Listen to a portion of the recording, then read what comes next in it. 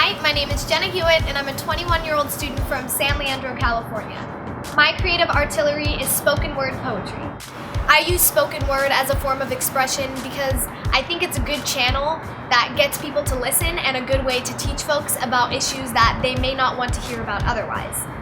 My piece, Rules for White People, was inspired by a blog post that tells stories of white privilege, and it was a good transformative piece for me to understand how white privilege is expressed in movements that are focused around people of color, and how our role is important, but sometimes we do need to learn how to use our privilege in the background instead of on the forefront of the movement. Rules for White People, something we're not so used to hearing in this country.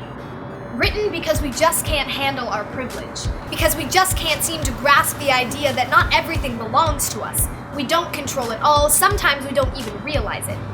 That our privilege is real, not made up, but a result of systemic racism perpetuated for centuries. Sometimes our role is simple. Rule number 1, protest from our position. We are not Oscar, Trayvon, Alan, Mike, Walter. We can't be, we never will be. Our privilege doesn't allow us to be viewed as suspicious, as a threat, as worthless. Our lives have always mattered. We didn't need a hashtag, so instead of acting like we're the same, challenge from our whiteness. Challenge the systems of white supremacy that control this country. Challenge the white men who have always had the upper hand. Challenge the white folks kicking people of color out of their communities. Protest from our position, because that's the only one we know. Rule number 2, call out white folks causing harm or breaking guidelines. Do not allow the movement to be tarnished by bad behavior from folks who don't understand their role. Instead, teach them what that role is.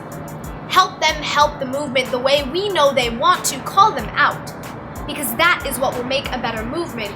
Rule number 3, meet the level of escalation with police, do not exceed them. It's easy to get caught up in protest, to get enraged, loud, upset, in your face, but it's never okay to subject others to violence. To stir up mess with law enforcement, knowing that your privilege will only protect you and not the people around you. Our privilege often goes unseen, but still heavy, weighing us down with each march, each chant, getting in the way even when we think we are doing the opposite. Know your role. And do not attempt to be the white savior. Rule number 4, target spaces of white power.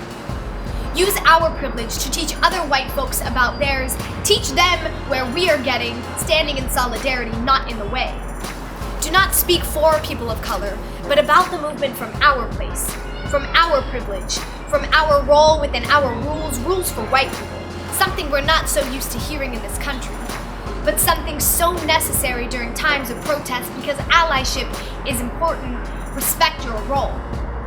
Know that our privilege allows us to do things that other people cannot. We can decide when we want to be a part of the movement, when we want to turn our activism on or off. We can feel protected by law enforcement.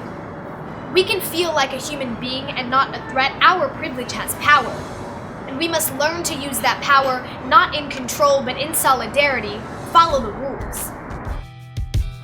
I use spoken word to teach and create awareness. Use your creative artillery to teach and empower others to do the same. If art is your weapon of choice, say something.